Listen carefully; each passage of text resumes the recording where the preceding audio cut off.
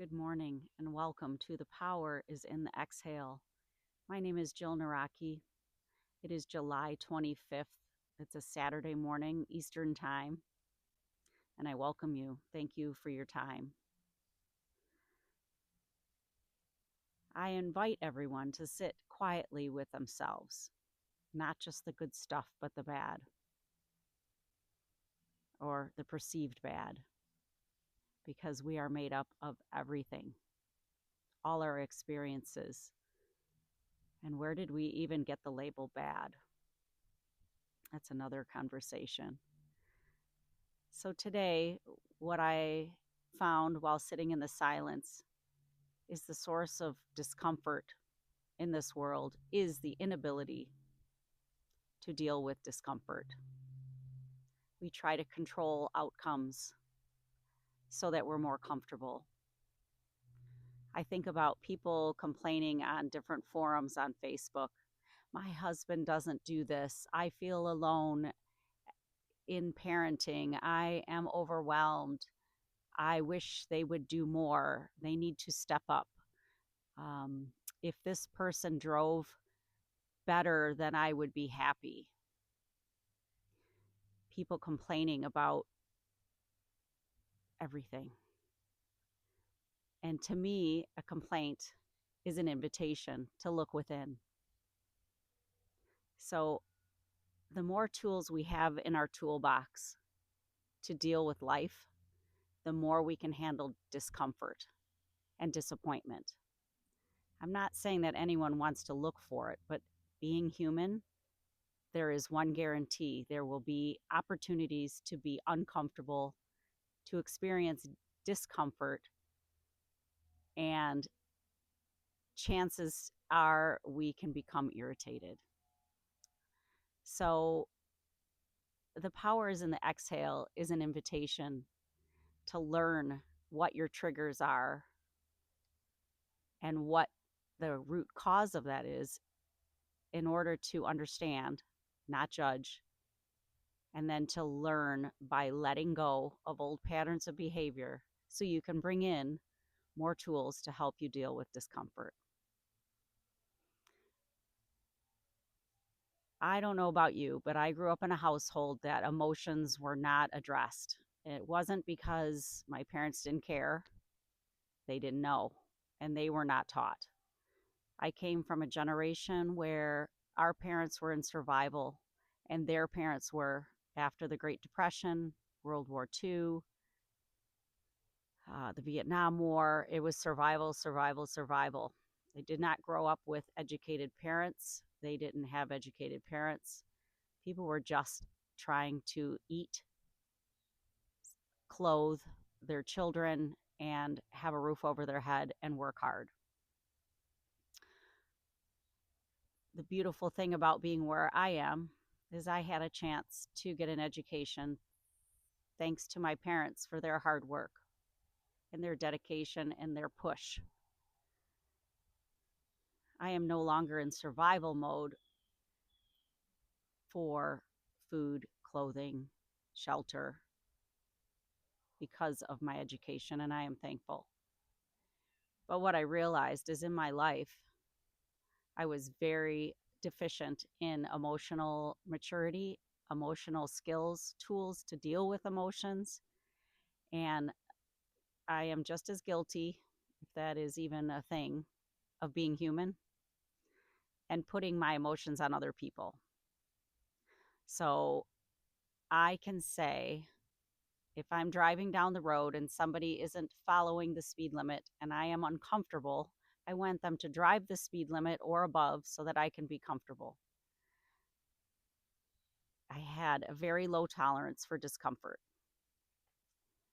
I can only speak for myself, but I think there are a lot of other people because I grew up in a generation of "I'll give you something to cry about" was a statement that we heard in our homes. And that was just because our parents really were afraid. They didn't know how to deal with our emotions because no one taught them. So, this is our parenting. We reparent, we teach ourselves how to deal with emotions and how to be able to sit in discomfort. Not that we want to stay there, but it is a human condition. And we can have tools to help us deal with it and not put it on someone else. So when I think about the advice of that person, someone was just asking in a Facebook page that, what do I do to motivate my husband to be a better parent, to show up in the way that I want them to?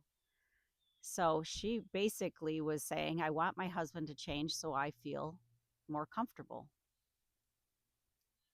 I get it. It's kind of deep and it's very convoluted, but it's true.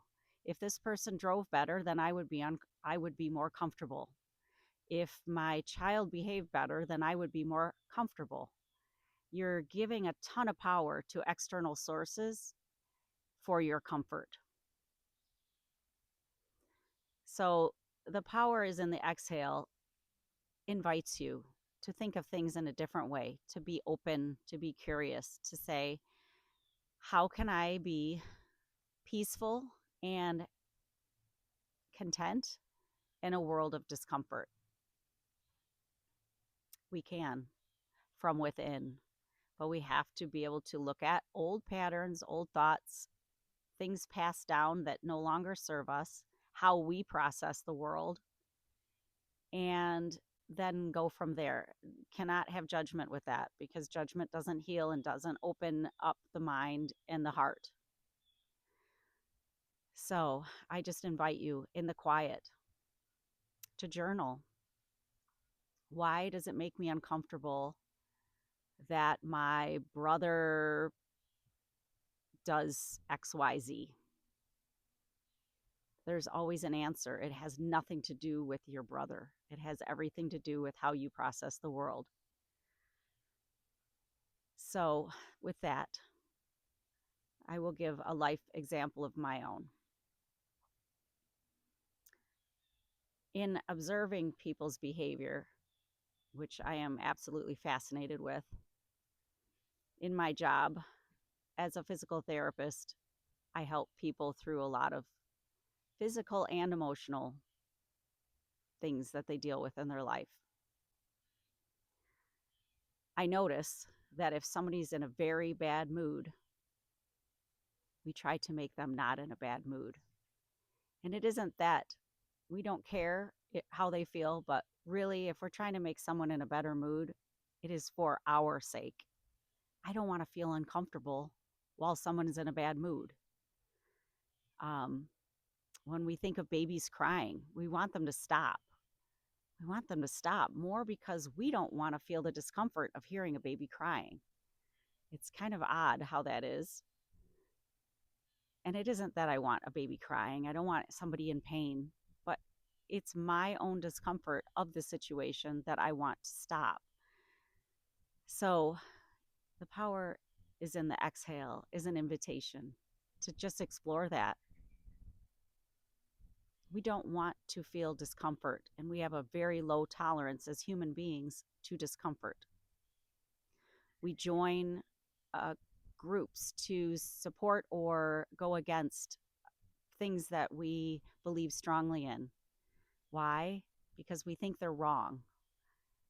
Obviously, somebody thinks they're right. So there's a right and a wrong. Whenever you think that way, it's called dualistic thinking. Someone wins, someone loses.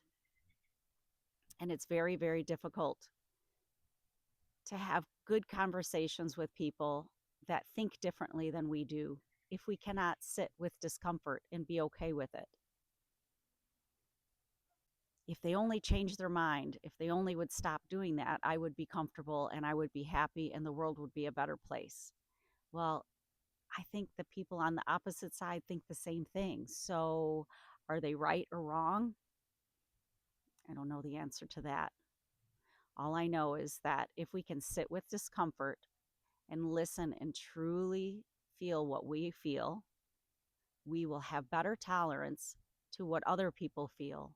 And we can be open to discussions where I'm not trying to change somebody else's mind and they're not trying to change my mind, but we want to listen for understanding. I think this world right now is very immature in their emotional regulation.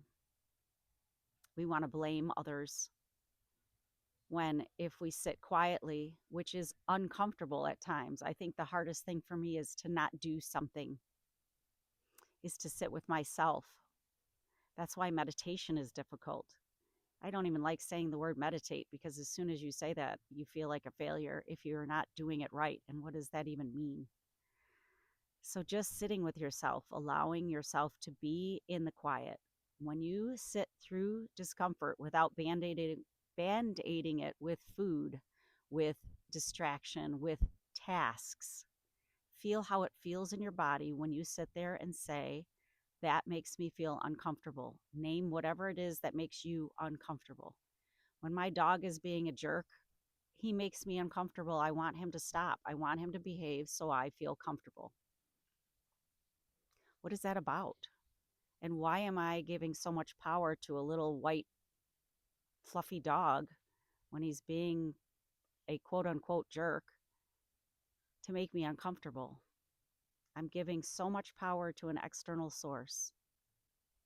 There's something very beautiful about being able to sit in an uncomfortable situation and just observe and be aware and breathe and feel how it feels in your body. Wonder what that feeling is from. Is it a lack of control? Is it a feeling of powerlessness? Is it a feeling of, oh, I don't think I should feel discomfort? Let me tell you this, as a human being, discomfort is something we will face. If we believe that it shouldn't happen, then we are dissatisfied. So I just welcome you to look inside the powerful and beautiful place of being a human being in your own unique and authentic expression, and be able to process and think and sit with discomfort. We are wonderfully distracted by so many things, and we think we shouldn't feel discomfort. Oh, if only I had those jeans, if only I was thinner, if only I had a better car, then I would feel better. You're giving power to external sources to alleviate discomfort. And I tell you what, every time you get one of those things, anytime you hit that goal, you have another one. So there's so much power in looking into yourself and saying, okay, where does it stem from? What can I do about it? We might not have the answers, but can I sit with discomfort? Can I sit with the quiet of my own being and look at things as they are instead of how I would like them to be to make me feel more uncomfortable? Acceptance of what is where our power is. Doesn't mean we agree with it, doesn't mean we'd like more of it. But the more we fight the reality that there will be discomfort and there will be things that will make us uncomfortable, and the more we embrace the if onlys, is what I call it, the less satisfied with life we are. So a lot of people say, well, just be. The power of being present, being in the moment. It's one of the most difficult things to do unless you sit quietly in some discomfort on your own terms in a very comfortable place and allow yourself to feel those feelings. Journal about it. Think about it without judgment and just be curious. Be your own explorer, be your own Jacques Cousteau into your own world, and it'll help you process the entire world. And it also helps us come from a place of love instead of fear. We fear discomfort. We fear so many things. And when we do that, we don't allow love to come through. And as a human being, we are all born to love. Love ourselves, love what's around us, love others. Fear and the fear of discomfort block us from that kind of love. Thank you so much. and have a wonderful day.